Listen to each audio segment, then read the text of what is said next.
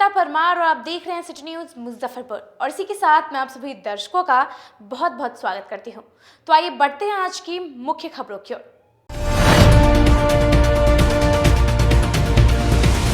कड़ी सुरक्षा के बीच मैट्रिक परीक्षा हुई शुरू। परीक्षा में कुल 74,000 छात्र हुए शामिल। जिला पुलिस ने बड़ी कार्रवाई करते हुए कुख्यात अपराधी नथुनी सहनी को किया गिरफ्तार। पंजाब के मुख्यमंत्री द्वारा बिहारियों पर दिए गए विवादित बयान के खिलाफ मुजफ्फरपुर न्यायालय में परिवाद हुआ दायर। तो ये थी आज की मुख्य खबरें और अब खबरें विस्तार से। कड़ी सुरक्षा के बीच मैट्रिक की परीक्षा शुरू हुई। दोनों पाली मिलाकर कुल 74,000 परीक्षार्थी शामिल हुए। बिहार विद्यालय परीक्षा समिति के द्वारा आयोजित मैट्रिक की परीक्षा गुरुवार से जिले में शुरू हो गई है। परीक्षार्थियों को परीक्षा शुरू होने के 10 मिनट पहले तक ही परीक्षा केंद्रों पर प्रवेश दिया गया। वहीं इसके बाद आने वाली परीक्षार्थियों को प्रवेश नहीं दिया गया है। प्रथम पाली के लिए परीक्षार्थियों को 9:20 तक ही अंतिम प्रवेश मिला और दूसरी पाली के लिए 1:35 तक ही दिया गया।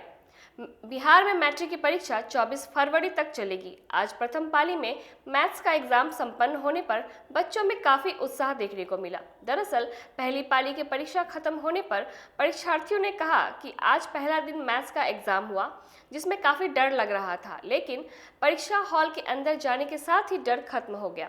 परीक्षार्थियों ने बताया कि प्रश्न ऑब्जेक्टिव टाइप ही थे, लेकिन कुछ प्रश्न हल्के तो कुछ कठिन भी थे। कुल मिलाकर बच्चों का कहना था कि एग्जाम काफी अच्छा गया है। कोरोना संक्रमण काल को देखते हुए परीक्षा में एक बेंच पर 2 बच्चों को बिठाया गया। वहीं सैनिटाइजेशन और मास्क को भी अनिवार्य किया गया। एडमिट कार्ड और पेन के अलावा कोई भी अन्य वस्तु ले जाने पर प्रतिबंध लगाया गया है। जिला पुलिस की विशेष टीम ने साहिबगंज थाना क्षेत्र के हुसैनपुर गांव में छापेमारी कर कुख्यात डकैत नथुनी सहनी को गिरफ्तार किया। साहिबगंज थाना क्षेत्र के हुस्सेपुर गांव के कुख्यात डकैत नथुनी सहनी को पुलिस की टीम ने गिरफ्तार कर लिया है। पुलिस घेराबंदी को तोड़ने के लिए उसने साहिबगंज थाना क्षेत्र अनूप कुमार पर फायरिंग की। फायरिंग के बाद भी पुलिस टीम की घेराबंदी नहीं टूटी। उसके पास से एक देसी कट्टा, 5 गोली व मादक पदार्थ बरामद किया गया है। इसकी जानकारी एसडीपीओ सरैया राजेश कुमार शर्मा ने डीएसपी पश्चिमी के कार्यालय क्षेत्र में आयोजित प्रेस कॉन्फ्रेंस में दी। मौके पर डीएसपी पश्चिमी अभिषेक आनंद व साहिबगंज थाना अध्यक्ष अनूप कुमार भी थे।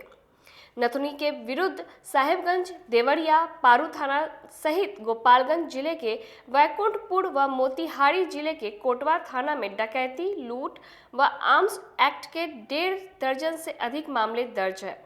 कई मामलों में उसके विरुद्ध कोर्ट में आरोप पत्र भी दाखिल हो चुका है। दियारा क्षेत्र का जो है कुख्यात अपराध कर्मी नथुनी सहनी, जो पुलिस के लिए कई वर्षों से चुनौती बना हुआ था, इसकी गिरफ्तारी की गई है। बहुत ही अच्छे तरीके से, सुदृढ़ तरीके से जो इसकी घेराबंदी की गई और ये पुलिस से फायर करने लगा। थानाध्यक्ष साहिबगंज को सूचना मिली थी, इन्होंने जो है वहाँ पे घेराबंदी की। पुलिस को देख के ये फायर करने लगा और बहुत रणनीतिक तरीके से इसको हथियार गोली के साथ दबोच लिया गया। ये जो है कल कार्रवाई की गई। इसके ऊपर नथुनी सहनी जो है हुस्सेपुर दियारा, जो गंडक का दियारा है, रहने वाला है और उस पार जो है छपरा जिला, गोपालगंज जिला और मोतिहारी जिले में ये वांटेड था। लगभग 2 दर्जन से अधिक मामले इसके ऊपर जो है संगीन मामले, जिसमें कि हत्या, अपहरण और इसकी ये शराब के धंधे से भी जुड़ा हुआ था। दियारा का लाभ लेकर के जो है शराब का जो है वहाँ पे उत्पादन और वहाँ से संचालन कर रहा था। तो ये जो है इसकी गिरफ्तारी से हम लोग मद्य निषेध में भी जो है बहुत बड़ी उपलब्धि के रूप में इसको देख रहे हैं। इसके अलावा दियारा क्षेत्र में जो आपराधिक गतिविधियाँ हैं उन पर भी हमारे लगाम लगाने में बहुत बड़ी सफलता मिली है। जी बिल्कुल, ये अभी तक की जो हम लोग को जानकारी है, नक्सलियों को शेल्टर देने में, क्योंकि वहाँ पे इसका जो अड्डा था वो 2 धार के बीच में, गंडक नदी के 2 धार के बीच में था। हम लोग कई बार पहले भी रेड कर चुके हैं। कई किलोमीटर हम लोगों ने पैदल जाके रेड किया, लेकिन गिरफ्तारी उस वक्त नहीं हो पाई थी। ये वहाँ पे जो उसका टोपोग्राफी है वो नक्सलियों के लिए भी जो है काफ़ी मुरीद है और वो उस जगह पर नक्सलियों का भी संरक्षण दे रहा था। इनके पास है जो है एक कट्टा, देसी कट्टा, उसके बाद 5 गोली, खोखा, मादक पदार्थ, मोटरसाइकिल आदि बरामद किया गया है।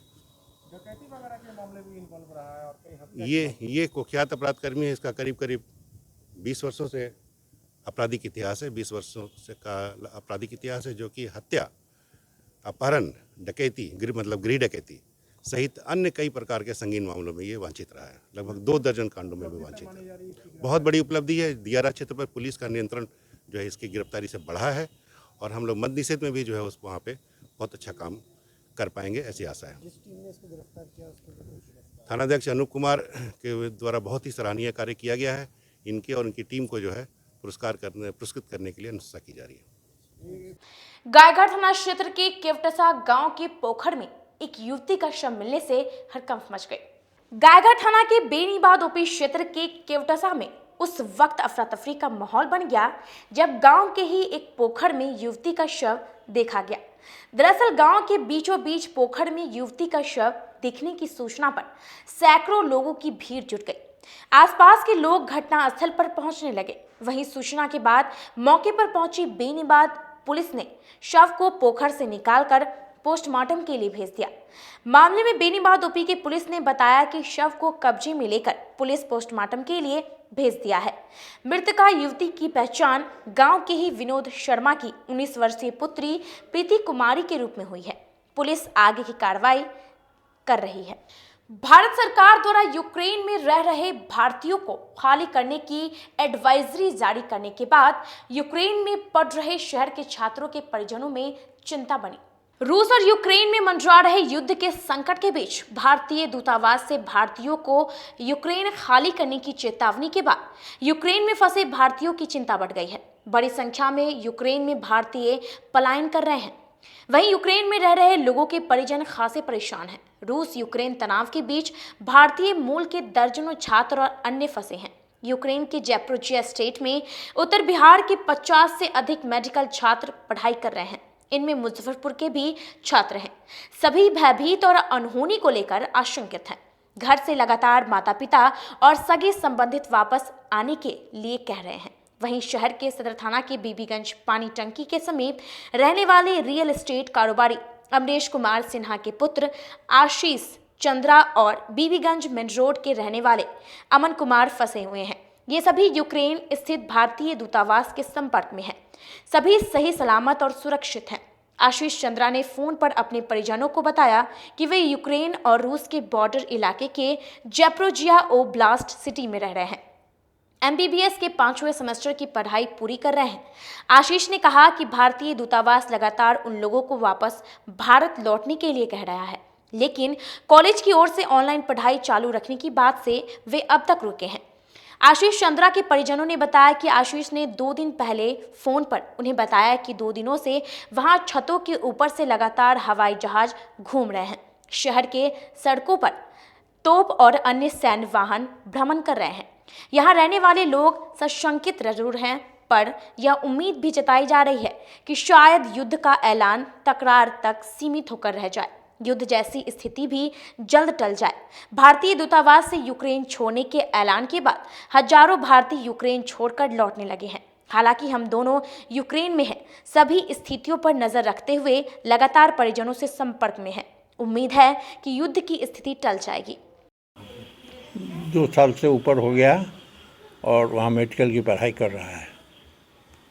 अभी क्या स्थिति है, जो दुनिया में हालात है उसको लेकर के आप लोग क्या सोच रहे हैं अभी? तो यहाँ से हम लोग कैसे बता सकते हैं, लेकिन जैसा कि पता चला है वहाँ एम्बेसी बोलता है कि आप लोग छोड़ दीजिए, रसिया छोड़ दीजिए, लेकिन संस्था की तरफ से बोला जा रहा है कि नहीं, क्लास चलेगा।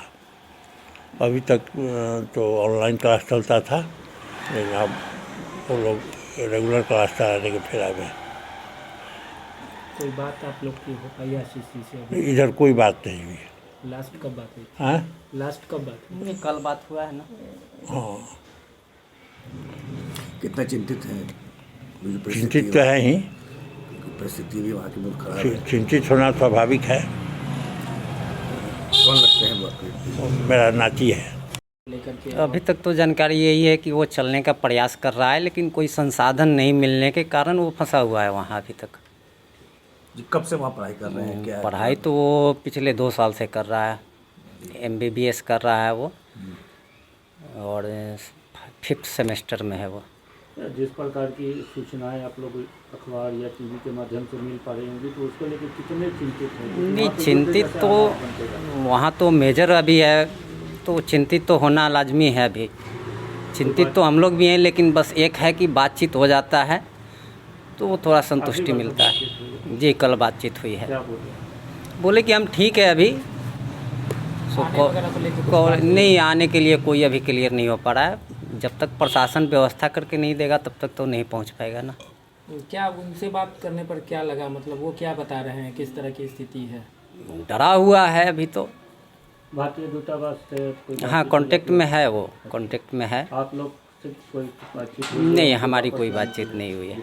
समाहरणालय परिसर में अनुकंपा पर बहाल किए जाने की मांग को लेकर आक्रोशितों ने धरना दिया। मृत शिक्षक और कर्मियों के आश्रितों ने आज समाहरणालय में अपने मांगों के समर्थन में धरना दिया। आश्रितों की मांग है कि उन्हें अनुकंपा पर बहाल किया जाए। अगर उन्हें बहाल नहीं किया जाता है तो आगे फिर आंदोलन करेंगे। बता दें कि पिछले 10 वर्षों से शिक्षा विभाग ने इन आश्रितों को नियुक्त नहीं किया है। इस मामले में हाई कोर्ट में सुनवाई हो रही थी। आश्रितों ने बताया कि फैसला उनके पक्ष में आया है।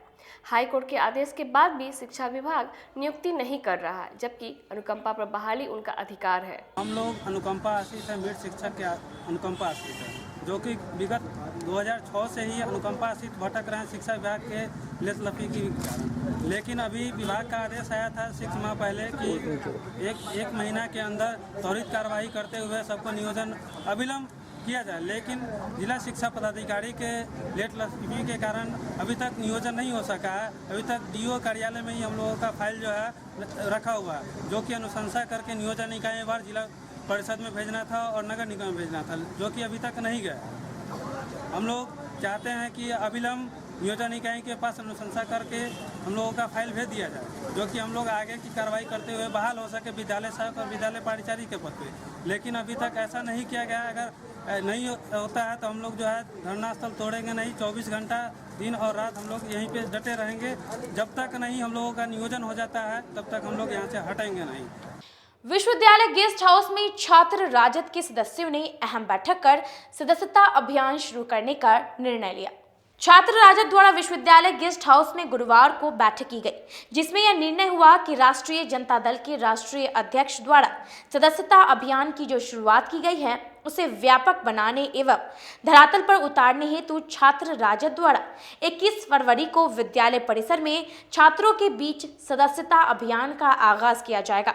बैठक को संबोधित करते हुए चंदन यादव ने कहा कि हमारा यह लक्ष्य है कि कम से कम इस बार की सदस्यता अभियान में महाविद्यालय एवं विश्वविद्यालय के 20,000 छात्रों को सदस्यता दिलाकर दल में जोड़ा जाएगा। साथ ही साथ छात्रों की समस्याओं को लेकर छात्र राजद द्वारा पूर्व में चलाया जा रहा भ्रष्टाचार मिटाओ विश्वविद्यालय बचाओ अभियान आगे भी संघर्ष जारी रहेगा। लोगों का निर्णय लिया गया कि व्यापक स्तर पर विश्वविद्यालय परिसर में 21 फरवरी से छात्र राष्ट्रीय जनता दल के द्वारा सदस्यता अभियान चलाया जाएगा और लगातार 1 सप्ताह तक विश्वविद्यालय में चलाने का काम करेंगे। जैसा कि हम लोगों का लक्ष्य है कि 10,000 छात्रों को छात्र राष्ट्रीय जनता दल से जुड़ करके अपने संगठन को, अपने दल को मजबूती प्रदान करने का। उसके बाद हम लोग इस जिले के सभी कॉलेज में जाकर के सदस्यता अभियान चलाएंगे और फिर बिहार विश्वविद्यालय के अंतर्गत जितने भी जिला इसके अंतर्गत आते हैं और वहाँ पे जो भी महाविद्यालय हैं उन सभी महाविद्यालयों का दौरा कर करके 10,000 के लक्ष्य तक हम लोग पहुँचने का काम करेंगे। चंदन आजाद, पूर्व विश्वविद्यालय अध्यक्ष छात्र राष्ट्रीय जनता दल। सड़क दुर्घटना में अगर किसी की मौत हो या घायल हो जाए तो उसे परिवहन विभाग द्वारा मुआवजा भी दिया जाएगा। अब सड़क दुर्घटना में किसी की मौत हो जाती है या घायल हो जाता है तो परिवहन विभाग सुधि लेते हुए और तत्काल प्रभाव से दुर्घटना में मृत व्यक्ति के परिजन को 5 लाख मुआवजा और दुर्घटना में घायल व्यक्ति के इलाज के लिए 50,000 की राशि देगा। इसकी जानकारी ग्यूवर के जिला परिवहन पदाधिकारी सुशील कुमार ने देते हुए कहा कि इसके लिए अब बीमा कंपनी के चक्कर लगाने की जरूरत नहीं है। दुर्घटना की प्राथमिकी दर्ज होने के तुरंत बाद परिवहन विभाग इसकी प्रक्रिया पूरी कर यह राशि उपलब्ध करवा देगा।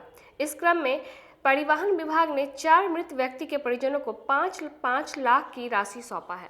के द्वारा 15/9/21 के बाद एक स्कीम आई है जिसमें सड़क दुर्घटना में जितनी भी मौतें होती है उसमें 5 लाख का मृत्यु के उपरांत अनुदान दिया जाता है और 50,000 ग्रीवियस हार्ट पे उसको अनुदान दिया जाता है। पूर्व में ये व्यवस्था थी कि जब तक 2 व्यक्ति दुर्घटना में घायल और मृत या दोनों मृत होते हैं उसी को दिया जाता था, लेकिन इस व्यवस्था के तहत एकल दुर्घटना में भी मुआवजा का प्रावधान किया गया है। इसकी प्रक्रिया बहुत ही सिंपल है। केवल दुर्घटना होने पे संबंधित थाना C4 फॉर्मेट है, उसमें रिपोर्ट देना है कि ये गाड़ी से एक्सीडेंट हुआ है और उससे मृत्यु हुई है और गाड़ी सीज हो गई या गाड़ी धक्का मार के भाग गया। तो 2 स्थिति में हम लोग यदि गाड़ियाँ सीज हो गई है तो MVI से रिपोर्ट ले लेते हैं, C4 का थाना से ले लेते हैं और पोस्टमार्टम रिपोर्ट लेकर के हम लोग SDO संबंधित SDO को जांच में भेज देते हैं। वो जांच के द्वारा वो संतुष्ट हो जाते हैं।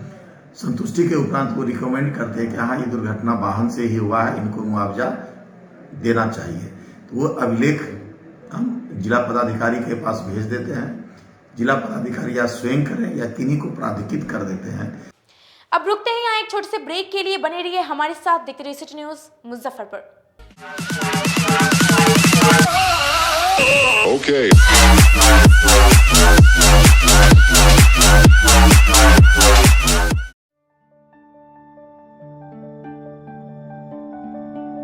हर इंसान की ख्वाहिश होती है एक सुंदर सा घर हो, वह भी अपना। इन सपनों को पूरा करने के लिए मुजफ्फरपुर में आ गया है Devanshi builder and developers OPC private limited.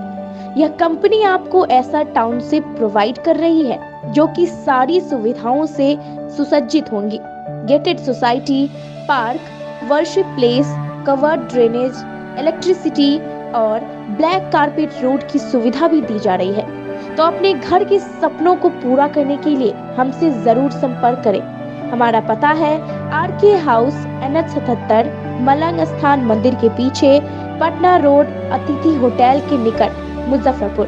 हमारा कॉन्टैक्ट नंबर है 9031800212 और 9031800213।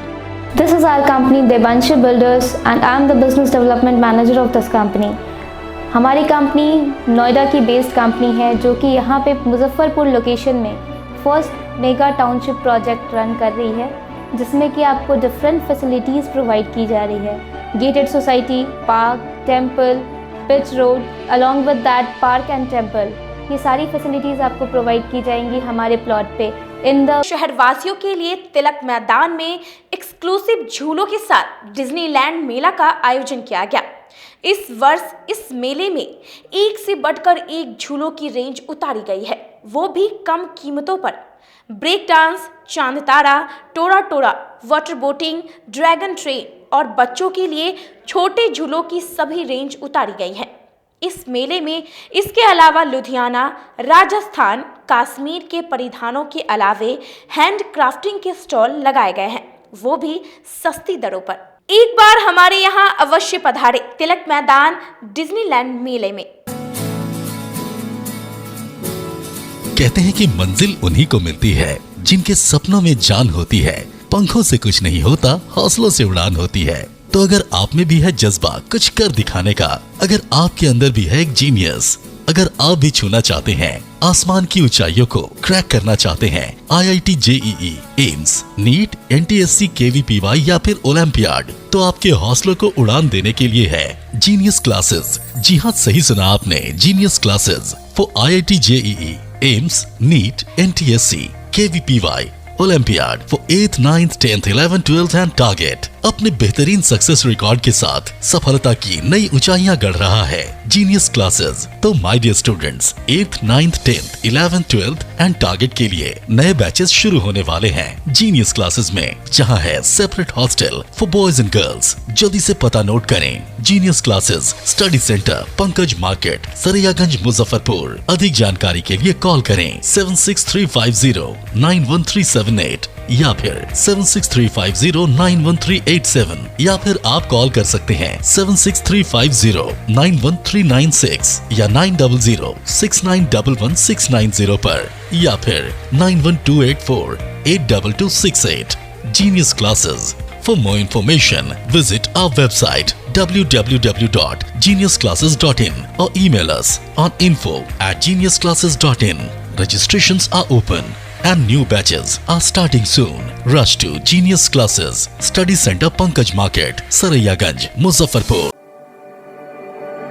घर की खूबसूरती और बढ़ जाती है जब चार दीवारों के साथ फर्श भी खूबसूरत हो। आपके फ्लोर के टाइल्स, मार्बल की खूबसूरती और क्वालिटी, ये सभी इंश्योर करेंगे माँ Bhavani group of companies, authorised dealer of Kajaria.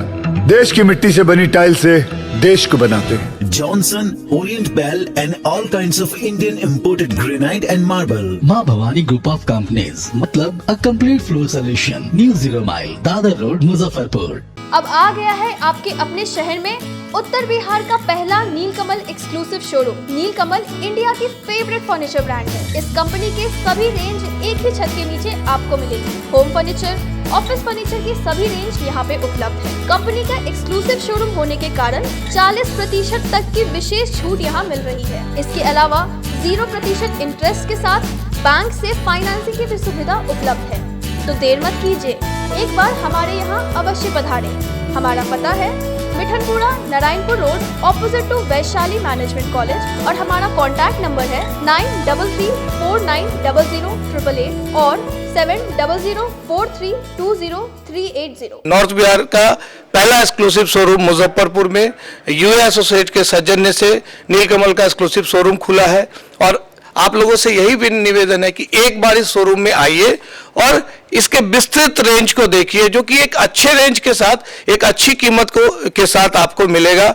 तो एक बार हम लोगों को आप सेवा करने का मौका दें। फैशन की दुनिया में कदम से कदम मिलाकर चलना चाहते हैं, वो भी कम बजट में, तो एक बार जरूर जाएं मोतीझील पूजा बाजार स्थित विकास कलेक्शन शोरूम में। यहाँ रिमन, पार्क, यूएस पोलो, मुफ्ती शर्ट, ब्लैकबेरी के एक्सक्लूसिव रेंज उपलब्ध हैं। इसके अलावा सियाराम के कोट पैंट, ब्लेजर और शेरवानी भी उपलब्ध है। सभी ब्रांड में एक पीस के खरीद पर 20% तथा 2 पीस के खरीद पर 30% की विशेष छूट दी गई है। तो हमारे यहाँ एक बार अवश्य पधारें। हमारा पता है विकास कलेक्शन, बीबी कॉलेज स्कूल के अपोजिट पूजा बाजार, मोतीझील। हमारा संपर्क नंबर है 9835104722। हाँ, पहले आप लोग का नमस्कार। मेरे यहाँ विकास गारमेंट जो पूजा मार्केट मोतीझील में है, लगन के शुभ अवसर के लिए कोट पैंट, ब्लेजर, विंटर के जैकेट, स्वेटर, मतलब सब चीज़, शेरवानी, अंडर गारमेंट, सारे चीज सब ब्रांड में, टी शर्ट भी सब वो है, और राउंड में टी शर्ट है, गोल गला में टी शर्ट है, सभी तरह का ब्रांड है। और सबसे अच्छा ये है कि हम ऑफर देते रहते हैं। अभी मोस्टली पानी टंकी स्थित वीवो एक्सक्लूसिव शोरूम में त्योहार के मौके पर मोबाइल की खरीदारी करने पर एक से बढ़कर एक उपहार दिए जाने की व्यवस्था है।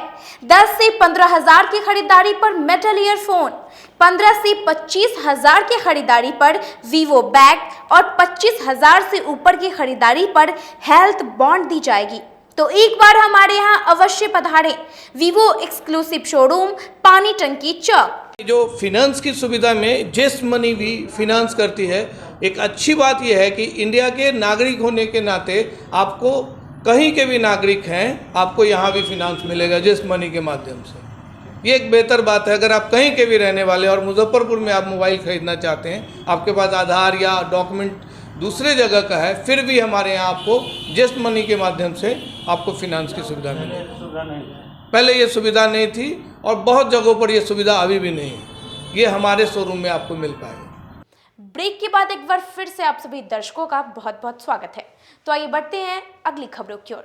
समरनालय परिसर में एबीवीपी के सदस्यों ने लावण्या को न्याय दिलाने को लेकर तमिलनाडु सरकार के खिलाफ धरना प्रदर्शन किया। समरनालय परिसर में अखिल भारतीय विद्यार्थी परिषद मुजफ्फरपुर महानगर इकाई द्वारा आज लावण्या को न्याय दिलाने की मांग को लेकर तमिलनाडु सरकार के खिलाफ एक दिवसीय धरना प्रदर्शन किया गया। Sacred hearts high school Tejapur Tamil Nadu के छात्र एम लावण्या की आत्महत्या से अखिल भारतीय विद्यार्थी परिषद और हमारे देश का पूरा युवा बेहद सदमे और पीड़ा में है। लावण्या को ईसाई धर्म में जबरन मंतांतरण के प्रयास के कारण हुई भयावहता के कारण अपना जीवन समाप्त करना पड़ा। दुर्भाग्यपूर्ण है कि पुलिस ने दोषियों को न्याय दिलाने के लिए सक्रिय रूप से काम नहीं किया है। सभी ईसाई मिशनरी स्कूलों में संस्थागत इजलवाद का अंत किया जाना चाहिए। लावण्या और दोषी शिक्षकों पर हो रही क्रूरता को प्रकाश में लाने के लिए उचित और पारदर्शी जांच की जाए। तमिलनाडु में जो लावण्या के साथ हुआ, लावण्या को जबरदस्ती धर्म परिवर्तन करने के लिए मजबूर किया गया। उस कारण से लावण्या ने आखिर में जब उसके पास कोई उपाय नहीं बचा तब उसने सुसाइड कर लिया। और इसी कारण से हमें हमारी सरकार से मांग है कि वो लावण्या को इंसाफ दे। कब तक धरना प्रदर्शन है? एक दिवसीय है फिलहाल, लेकिन जब तक ये तमिलनाडु सरकार लावण्या को न्याय नहीं देती है तब तक हम प्रदर्शन करते रहेंगे। अखिल भारतीय विद्यार्थी परिषद आज जो भी आंदोलन कर रही है, जो भी धरना स्थल पर बैठी है, उसका एक ही मकसद है, हम छात्रा कहीं भी सुरक्षित नहीं है। और जैसे तमिलनाडु में एक 17 साल की छात्रा बहनों के साथ जैसे जबरदस्ती कर उसको धर्म परिवर्तन करने के लिए मजबूर किया गया था, जिसके कारण उन्होंने अपना मतलब सुरक्षित महसूस कर रही है। नहीं कर पाया और वो आत्महत्या कर ली। कहा जा रहा था उसी के मतलब इंसाफ में हम लोग आज अखिल भारतीय विद्यार्थी परिषद धरना स्थल पर बैठे हैं। हम तमिलनाडु सरकार को ये भी कहना चाहते हैं जिस प्रकार से अगर मंत्री इंसाफ नहीं मिलता है तो हम लोग लगातार संघर्ष करेंगे। और गिरफ्तार किया गया है कि वो एक भारतीय विद्यार्थी परिषद लगातार विभिन्न प्रदेशों में आंदोलन कर रही है। जैसा कि ज्ञात होगा कि तमिलनाडु सरकार जो तानाशाही सरकार हो गई है, वो तमिलनाडु सरकार ने एक छात्रा के साथ न्याय नहीं करने का कार्य किया है। तमिलनाडु सरकार ने हमारी लावण्या जो हमारी छात्रा थी, 17 साल की छात्रा के साथ उसे बलात्कार किया गया, उसको बलात्कार करके उसको ऊपर उत्पीड़न किया गया और उसे मजबूर किया गया धर्म परिवर्तन करने के लिए और क्रिश्चियन धर्म अपनाने के लिए। लावण्या मात्र 17 साल की छात्रा थी, वो इससे मजबूर आकर, इस मिशनरी स्कूलों से मजबूर आकर उन्होंने आत्महत्या कर लिया। बताइए यह तमिलनाडु सरकार उस पर क्या कार्रवाई कर रही है? हमारे अखिल भारतीय विद्यार्थी परिषद के राष्ट्रीय मंत्री सुश्री निधि त्रिपाठी जी को जब संवैधानिक रूप से उन्होंने आंदोलन किया कि हमारी छात्रा बहनों के साथ ऐसा कुत्सित व्यवहार क्यों किया जा रहा है। पंजाब के मुख्यमंत्री द्वारा बिहारियों पर दिए गए विवादित बयान को लेकर मुजफ्फरपुर न्यायालय में समाज सेवी तमन्ना हाशमी द्वारा परिवाद दायर किया गया। चुनावी प्रचार के दौरान पंजाब के मुख्यमंत्री चरणजीत सिंह चन्नी के द्वारा बिहारियों के खिलाफ दिए गए बयान पर गुरुवार को मुख्य न्यायिक दंडाधिकारी के न्यायालय में सामाजिक कार्यकर्ता तमन्ना हाशमी के द्वारा परिवाद दर्ज कराया। मुख्य न्यायिक दंडाधिकारी न्यायालय में दर्ज परिवाद में परिवादी ने आरोप लगाया है कि मुख्यमंत्री चन्नी द्वारा बिहार यूपी वासियों पर अपमानजनक बयान दिया है। दरअसल पंजाब के सीएम चरणजीत सिंह चन्नी ने बुधवार को चुनावी सभा के दौरान बिहार और यूपी के निवासियों पर टिप्पणी की थी। इसी से आहत होकर तमन्ना हाशमी ने धारा 295 क 504 511 के तहत परिवाद दर्ज कराया है। वहीं न्यायालय ने मामले को गंभीरता से लेते हुए अगली सुनवाई की तिथि 24 फरवरी को मुकर्रर की है। मैंने पंजाब के मुख्यमंत्री चरणजीत सिंह उर्फ चन्नी पे मुजफ्फरपुर के सीजेएम कोर्ट में परिवाद दायर किया है। परिवाद इसलिए दायर किया है कि चन्नी जी ने सीधा सीधा बिहार के लोगों को पंजाब आने से मना करने का काम किया है। पंजाब जो है उनकी जागीर नहीं है। पंजाब भारत का एक राज्य है और भारत का अभिन्न अंग है, न कि वो तालिबान है। ऐसा कह के उन्होंने बिहारी और बिहारियों को सीधा सीधा धमकी देने का काम किया है, अपमान करने का काम किया है, आहत करने का काम किया है। इसी से आहत होकर मैंने उन पर आज मुजफ्फरपुर के सीजेएम कोर्ट में धारा 495, 495 का 295 और 511 के तहत मुकदमा दर्ज कराया है, जिसको माननीय न्यायालय ने स्वीकार किया और जिसकी सुनवाई की तारीख जो है 24/2/2022 रखी है। क्या कारण हो सकता है ऐसे विवादित बयान देने? देखिए, कारण ये है कि सिर्फ राजनीतिक फायदा के लिए आप किसी भी प्रदेश के लोगों को टारगेट नहीं बना सकते, क्योंकि आप जितना कमज़ोर बिहारी को समझते हैं वो उतना कमज़ोर है नहीं। आज पंजाब की या पूरे भारत की लाइफलाइन बिहारी है। अगर बिहारी नहीं हो तो देश ही ना हो, इतना आप समझ लीजिए।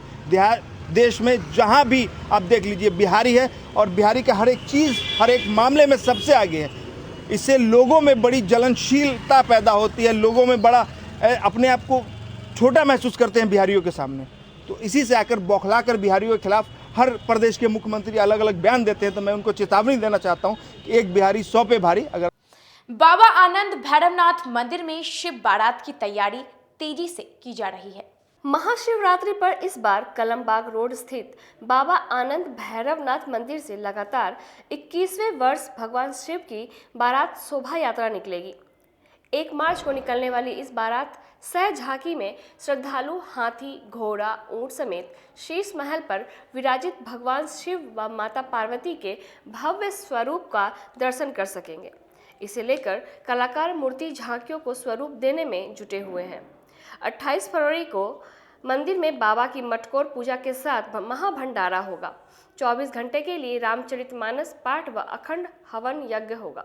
1 मार्च को बारात शोभा यात्रा सह भव्य झांकी निकलेगी। मंदिर के पुजारी पंडित अमरीश शर्मा ने बताया, यहाँ से इस बार 21वें वर्ष बारात शोभा यात्रा निकाली जाएगी। शोभा यात्रा में 1 हाथी, 7 घोड़े, 1 बग्घी, 1 Sheesh Mahal, orchestra gate, light व बैंड बाजा समेत 31 झांकियां रहेंगी। इसकी तैयारी जोरों से की जा रही है। पिछले बाबा आनंद भैरवनाथ के मंदिर से आज 21वां वर्ष है शिवरात्रि का। इस वर्ष पर हम लोग 31 झांकियाँ निकाल रहे हैं। इसमें हाथी, घोड़ा, बग्घी, शीश महल, रथ और 31 झांकियाँ भूत पेताल के साथ बढ़ रहा है। हर साल कुछ न कुछ वृद्धि हो रही है भक्तों के सहयोग से, बाबा की कृपा से। झांकी का रूट क्या रहेगा? झांकी का रूट हमारा बाबा आनंद भैरवनाथ मंदिर से निकलती हुई कलमबाग चौक, अगोड़िया बाजार चौक, मुक्तिनाथ मंदिर, रामदालू नगर स्टेशन होते हुए मिश्रा टोला, होमलेस चौक, दामू चौक, मुझोलिया, छाता चौक, स्पीकर चौक होते हुए माता वैष्णो देवी मंदिर प्रांगण को पहुंचती है। और उसकी पूर्व संध्या पर हम लोग 24 घंटे का अष्टजाम और संध्या 5 बजे से मटकोर पूजन, अखंड भंडारा, तीनों दिन का कार्यक्रम हम लोगों का रहता है। गोला बांध रोड में हुए जमीनी विवाद में कानू महासभा द्वारा आरोपी की गिरफ्तारी की मांग की गई। राष्ट्रीय कानू कल्याण महासभा की तरफ से आज एक अहम बैठक की गई। बैठक के माध्यम से वार्ड 21 के पार्षद केपी पप्पू की गिरफ्तारी की मांग को लेकर कानू महासभा के सदस्यों ने कहा कि बीते दिनों गोला बांध रोड स्थित लक्ष्मी शाह के घर पर आकर वार्ड पार्षद और उसके भाई ने मारपीट और गाली गलौज की थी। इस दौरान उनके घर के लिए निर्माणाधीन दीवार को तोड़ दिया था। इस मामले में लक्ष्मी शाह की तरफ से प्राथमिकी भी दर्ज कराई गई, लेकिन अब तक इस मामले में कोई भी गिरफ्तारी नहीं हुई है। राष्ट्रीय कानू कल्याण महासभा जिला प्रशासन से मांग करता है कि वार्ड पार्षद को जल्द गिरफ्तार कर जेल भेजा जाए। अगर वार्ड पार्षद की गिरफ्तारी नहीं होती है तो पूरे राज्य में राष्ट्रीय कानू कल्याण महासभा आंदोलन करेगी। 16/1 को एक घटना घटी थी गोला बांध रोड में लक्ष्मी शाह के यहाँ। जो वहाँ के जो वार्ड पार्षद है वो गुंडागर्दी करके रात में घर में घुस गया और मारा पीटा और महिलाओं के साथ छेड़खानी किया। इस पर एक आवेदन दिया गया थाने को और रिवॉल्वर के बेट से लक्ष्मी शाह को मारा, जो घर के मालिक हैं, और रास्ता ब्लॉक कर रहा था। ऑब्जेक्शन करने पर ये लोग थाने में गए, हॉस्पिटल में गए, हम लोग भी साथ गए थाने पर, लेकिन इनका आवेदन उल्टा पुल्टा करके लिखवा कर ले लिया गया और जो आवेदन दिया गया है उस पर भी FIR आज तक नहीं हुआ, जिसके लिए हम लोग वरीय पदाधिकारी DIG, IG, SP को दिया, लेकिन अभी तक उसका FIR नहीं हुआ। कहाँ के पार्षद हैं वो? वार्ड नंबर 21 के पार्षद है केपी पप्पू। और उद्दमंगई ये है कि किसी के भी रात में घर में घुस जाते हैं, उन पर रेप के का मुकदमा चल रहा है, किडनैपिंग का मुकदमा चल रहा है, और फिर भी जो है पार्षद ये प्रशासन जो है उसको अरेस्ट नहीं कर रहा है। क्योंकि वो बड़े बड़े मंत्री आते हैं, उसके आगे पीछे मंदिर में घर बगल में आगे पीछे करता है, उसके धौंस में प्रशासन पर धौंस दिला रहा है और प्रशासन इसका एक्शन नहीं ले रहा है। राजद महानगर के सदस्यों ने कर्पूरी ठाकुर की पुण्यतिथि पर श्रद्धांजलि सभा का आयोजन किया।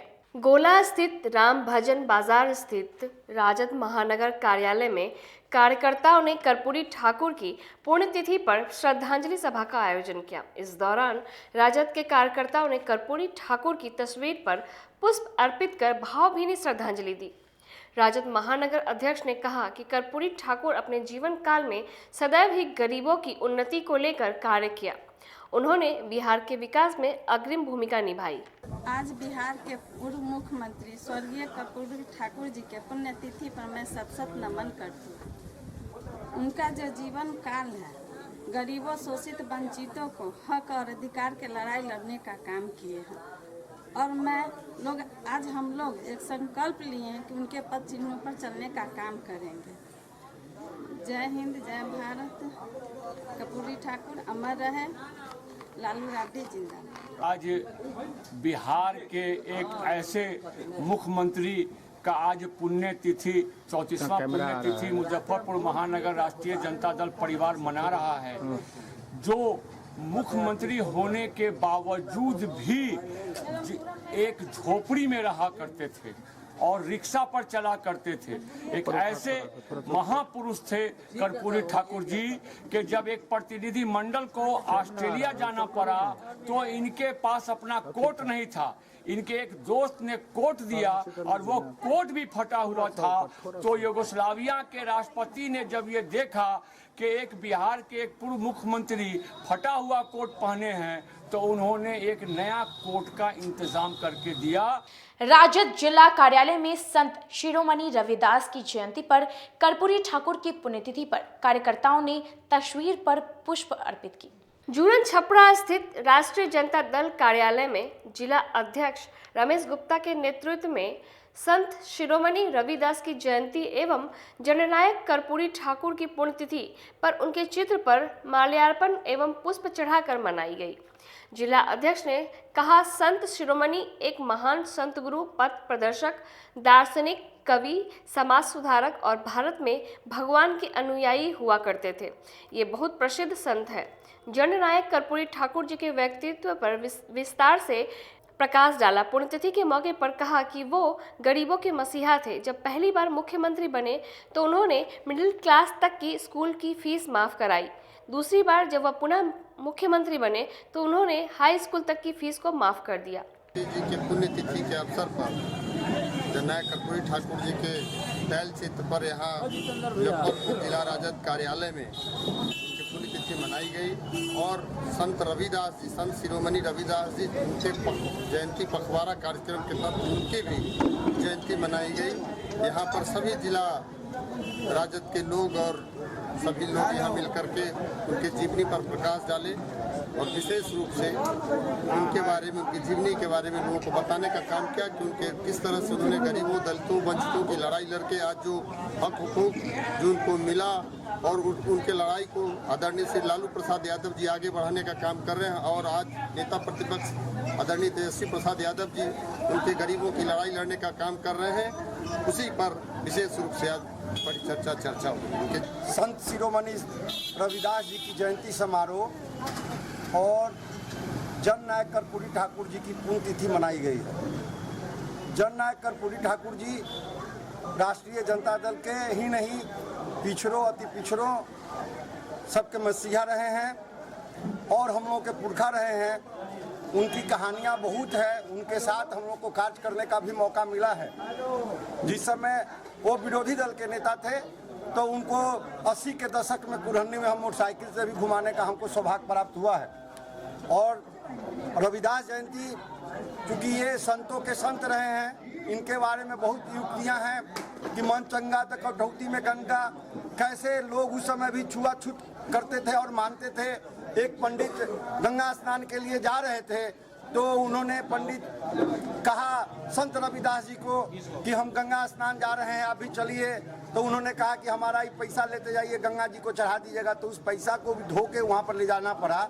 ऐसे झेलने के बाद भी आज 645 वर्ष हो गया। आज के लिए बस इतना ही। कल फिर हाजिर होंगे कुछ नई खबरों के साथ। तब तक के लिए मुझे और मेरी पूरी न्यूज़ टीम को दीजिए इजाजत। नमस्कार।